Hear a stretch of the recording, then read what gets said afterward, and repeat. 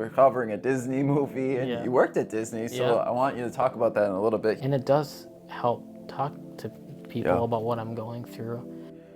There's a verse about like, be angry. Like you Mm-hmm. can be angry, but don't sin. Because if you don't necessarily go through that process every time, I feel like you can kind of get sidetracked. And, Yeah. you're not really, like I said, you're not really processing your Yeah. emotion.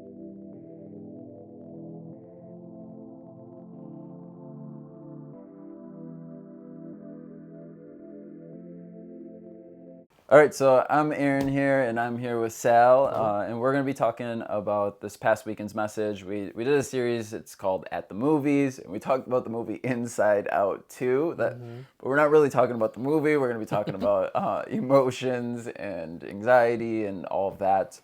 But yeah, so I'm excited to have Sal, and actually it is fun to have Sal here because we're covering a Disney movie, and you worked at Disney, so I want you to talk about that in a little bit here, but give us just a little introduction of who you are, your family, all of that. Yeah, so my wife and I have 2 wonderful kids. 5, Hayden, obviously. Most people probably know Hayden. He talks to everybody. And then Grayson just turned 2 last month, so great. I'm personally in healthcare recruitment. My wife's in underwriting, or I guess you call insurance industry. She writes policies, helps with policies. I personally have a degree in human resources and have a master's in organizational leadership. So I've done a lot of research and classes on emotional intelligence, which was kind of interesting this week, and have done emotional intelligence assessments on myself. So it's kind of nice that you brought me in because I didn't even know this, so yay. yeah, right. I got a lot about the topic. Awesome. Okay, so that's who you are. This past Sunday, like I said, we talked about emotions and anxiety, and we looked at the movie Inside Out too. Are you a fan of Inside Out? Yes, Okay. So my wife, we saw the first one, we loved it. Haven't seen the second one yet, but so when it comes to Disney Plus, we'll watch it. Okay. But so you worked at Disney. That's kind of a fun story. We met at Disney. You met at Disney, but both from this area. Yes. So we lived about 5 minutes down the road from each other. She was in obviously a year behind me. And it took us moving to Disney for the Disney College program to meet and started building that relationship. And she ended up working for the spring, and then I ended up working for Disney for 3 years. Okay. Doing recruiting for on-site and then doing college recruitment for the program. Cool. Yeah. Very cool. Mm-hmm. Yeah. Well, and so I'm guessing you have like a little bit like nostalgia for like certain Disney movies and stuff of that sort. Yeah. Cool. A lot of facts that people probably don't care about. Yeah. So when it comes to Disney trivia, you guys. Yeah, probably. Maybe. Yeah. Awesome. All right. Well, let's transition a little bit. So Inside Out, if you've never seen the movie, no worries. But it's all about emotions and how basically it has characters in this person's head of the basic emotions. So fear, anxiety, disgust, anger, all of that. For you, how would you say you are with just emotions in general? Like, do you think you are expressive with emotions? Not really. Like, no, I'm really not expressive with emotions.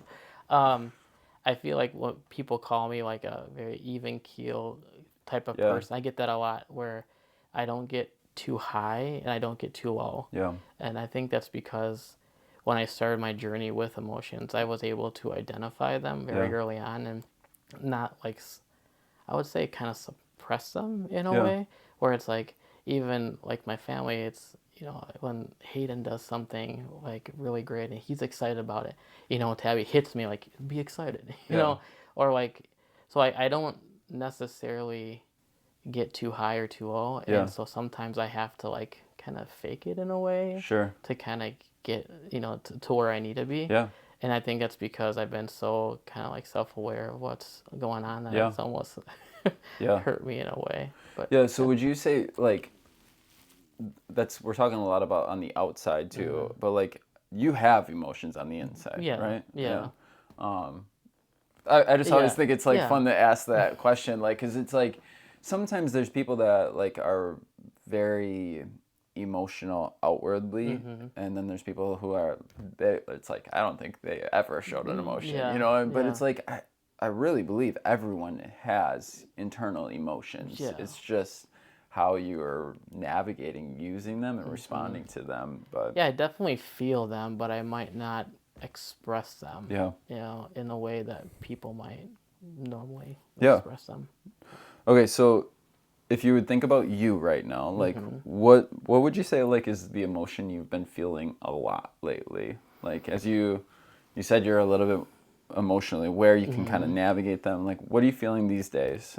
Yeah, I guess with work, it's a lot of like stress and anxiety. With being in recruitment, it's very numbers based. Yeah. So like when you have like bad weeks or back to back bad weeks Yeah. or something, it's like you get really stressed out and like, okay, what's going on, or Yeah. how am I gonna fix this? And I think so that piece of it, and then lately I've been feeling a little bit of like sadness, Sure. just because there's a lot of like medical stuff with Grayson going on, and I feel for him, Yeah. and like trying to figure out what's going on with him, and that can be challenging Yeah. at times. So it's like, frustration and like sadness on his part. Yeah. Yeah, that's yeah a lot of emotions I'm going through right Yeah. now.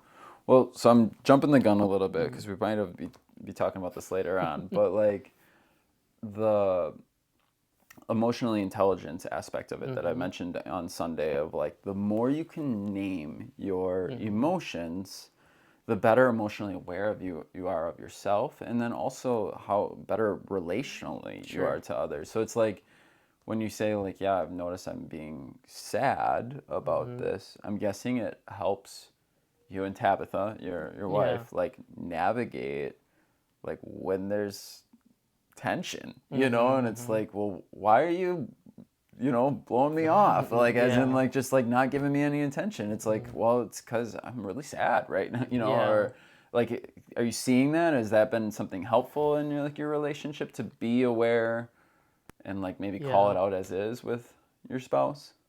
Yeah, I mean, I definitely talk through my emotions with her and what's going on more frequently, Yeah. especially with or very early on in the marriage. I feel like I do a better job of that now. And it does help talk to Yeah. people about what I'm going through Yeah. because, you know, she knows me better than most Yeah. people. So it does help me kind of, especially with the stress and anxiety, if I can talk through it with somebody and it kind of like, centers Yeah. me. Yeah. So I love it. Mm. I am on a newer journey of this. Sure, sure. Um, and so like Sydney and I talk about everything. So like I'll share like what I'm feeling, but I like to understand what I'm feeling. Like I don't sometimes like communicating Mm-hmm, even, and mm-hmm. so it's like I'm so used to like just kind of suppressing it down, Sure. like, Yeah. and so now it's like what do I feel?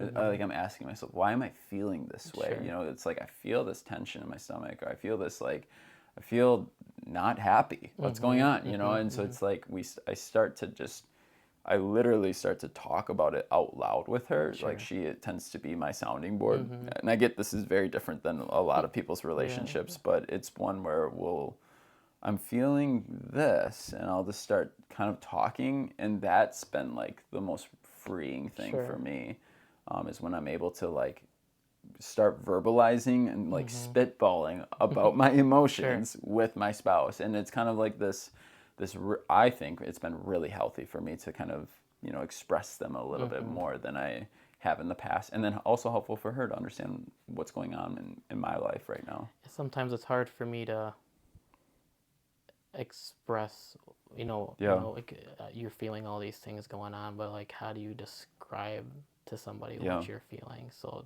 that can be to be Yeah. challenging at times. And I think like Mm. the kind of back to the emotional intelligence, and then the when you name it, so not just naming sadness, but like what kind of sadness, like, so Mm-hmm. are you depressed? Are you in mourning? Are you like just struggling? Whatever it Sure. might be. And so like the more familiar you can be with like actually understanding what those words mean and what those different words are, I think help you understand better. Right. So awesome. I love that. When you read about Jesus and God's character, like, and I kind of mentioned this on Sunday, like they both were emotional beings.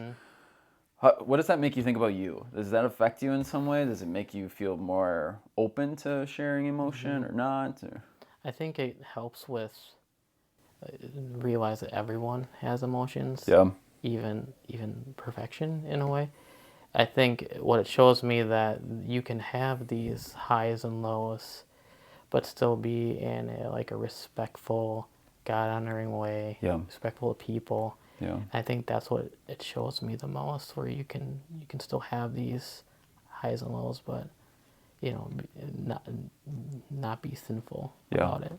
Yeah, I kept thinking back to a message I think I did maybe a couple months ago, but like there's a verse about like be angry, like you can be angry, but don't sin, and like that's like a prescription. You can Sure. be angry. It is okay, and like you see, Jesus is angry, but don't sin, as in don't strike another person, or whatever it is. Like Yeah. there's so many different things of what that could be, but like it's okay to be angry, and that might mean you need to blow some steam off in some way, but don't sin, and so I think seeing that a God goes through emotions helps me feel more open to not just suppressing them, but feeling them and then trying to understand myself better.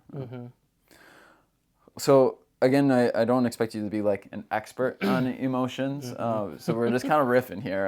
But like, how do you think a Christian should manage their emotions? Like, what do you think's healthy? Like, again, we're two dudes just kind of reflecting on like, trying to pursue God and, assess our emotions and be emotionally aware. But like, what do you think? Like, what comes to mind of how should a Christian navigate that? Yeah. So I think as long as you're doing it in a respectful way to other people, and you're not hurting anybody, like there's obviously there's lines, right? You can be angry but not hit somebody. Yeah.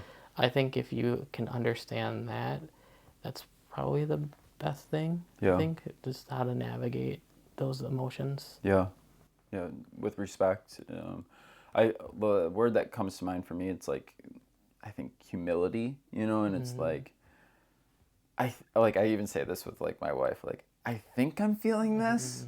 Like, I don't know, but I think this is what's going on. And so it's like coming at it from a humble standpoint of like, I might not know. I might not like be correct. I might not like, and I think that is part of respect. It's like respecting that person enough to say like, I'm not here to tell you off, but I'm here to like tell you I'm figuring something out and something's not right in me, and I think it could be this and all of that. I guess like showing empathy for that person, like where are they coming from? What is their story? Yeah. And then in that lens, they might not they might not have wronged you. It's just maybe they don't know any better, or they're coming from a different perspective. Yeah, consistent respect and kind of this humility for each other. Yeah, love it. Okay, we're going to shift gears a little bit. So in the message, I'm talked about Jenny Allen's book. She wrote this book, I think it's called Untangling Your Emotions. And she states like the process that she kind of prescribes per se. Like she looks at scripture and kind of came up with these 5 different things of like noticing your emotions, naming them, feeling them, sharing, and then choosing like how you're going to respond after doing all of that. What do you think about that? Like that process, and then if you like it or however you feel about it, which one's the hardest for you? I think I do like that process, but I think she misses a step, which is the reflection afterwards. So like you identify it, you go through the process of, but then you have to reflect on it and see what you could have done differently, and then hopefully correct it for the next situation that's the same or could be similar. I think she kind of misses that part a little bit, but I think depending on the emotion, I think the noticing it and identifying it part is difficult. Okay. Especially for me, like with the kids, like Yeah. they're screaming or crying or whining Yeah. about something, and I can feel my level starting to go and get heightened. Yeah. And that's like, okay, if I do yell or say something, you know, I, it's just hard to identify and Sure. like stop myself sometimes Yeah. from like nitpicking them or correcting them all the time, because then you get into like, I could be correcting them all day Yeah. with the stuff they're doing. So really trying to notice it is probably the hardest part of that step, Yeah. and being able to identify it before you act on it. Yeah. Yeah. And that's like where, like, even on Sunday, I talked a little bit about how I added into her mix. So again, it's notice, name, feel, share, and choose. But like from the notice and then the name before you go to feel, I think it's really important. And I talked about going to God with it, as in like, this is the time I'm going to God. God, I'm feeling this. Should I be feeling this? Like, Right. is this because again, feelings aren't facts. Like, just because you feel something doesn't mean it makes it instantly true, you know, or like, but it's one of those, like, God, should I be feeling this right now? Is this like justified? Is this like real? Like, you know, and so all of that, I think, is part of that. Like, you're going to God and it's forcing you to reflect, like, Sure. what is going Yeah. on. And so, yeah, I would say for me, the sharing is actually really easy for me. I could, because I feel bad for Sydney, but I kind of like dump on her. I'm like, I'm feeling like not great right now, and then it's like, oh, now she's carrying my burden with me, like, Sure. and so I have to be conscious of that. But like, that is something that we do together really well, I think. But the one for me, I guess it would be like feeling. I'm so not a feeler.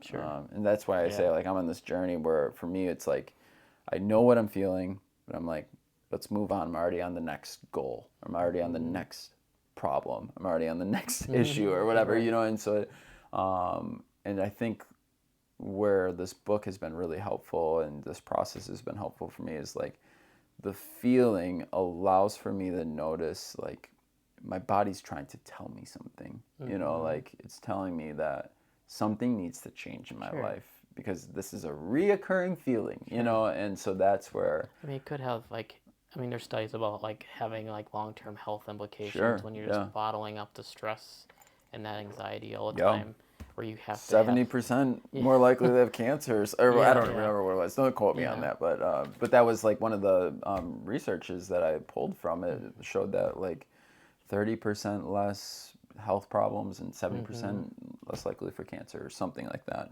Yeah. So like just releasing, having a way to release that stress really does help long Yeah. term your health. Yeah. All right. So shifting gears a little bit, like, which one would you say your wife? This is meant to be a little like kind of fun, funny. Yeah. But which one would your wife say you need to do more of, like at home? Is it the noticing, name, feel, share, choose? Yeah, I think noticing. That Okay. would be the big one, especially with the kids. Like kind of when I start to get in those moments where I'm frustrated with them, and Yeah. like taking that step back and calming down, breathing, and then maybe coming back and talking to them. Yeah. I think that would be like a thing I could work on. Yeah. Sure. Yeah. Yeah, I think that's good. I would say for me, it's it used to be like noticing, like, is what Sydney would be like, what are you feeling? Like, what are you feeling? And now I'm more aware of that, but I think she would be one that's like, you just need to feel right now. Like, just go be sad. It's okay to be sad, Sure. you know, or let me be sad is like what she would say sometimes too. But I think that's one that she would encourage me on right now. Okay, what do you think about doing that process? So again, notice, name, feel, share, and then choose. What do you think about doing that process and then like not doing anything about your emotions after that? Like, do you see that it could still be helpful to like go through that process? Yeah, I mean, definitely going through that process than not going through the Yeah. process would be helpful, because if you don't necessarily go through that process every time, I feel like you can kind of get sidetracked, Yeah. and you're not really, like I said, you're not really processing your Yeah. emotions, and you don't understand where you sit with your emotions. Yeah. It could really affect the people around you. Yeah. Yeah. Yeah, so it's like if you're not aware, like even if you're not going to change anything or do Mm-hmm. anything, but if you're not aware that you're having this consistent emotion, Mm-hmm. like you said, it's affecting the people around Yeah. you. Like you might be just like a very negative or Correct. guy, Yeah. but you might have something going on internally where Yeah. you're just not processing it, Yeah. and thus you come off to people as a negative person or an angry person. Yeah. Yeah.